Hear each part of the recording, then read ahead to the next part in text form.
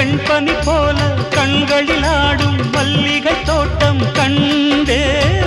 அழகான வெள்ளைக்கிங்கே களங்கங்கள் இல்லை அதுதானே என்றும் இங்கே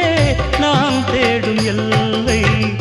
செந்தூரப்பூவே இங்கு தேன் சிந்தவாவா தென் பாங்கு காற்றே நீயும் தேர் கொண்டு வா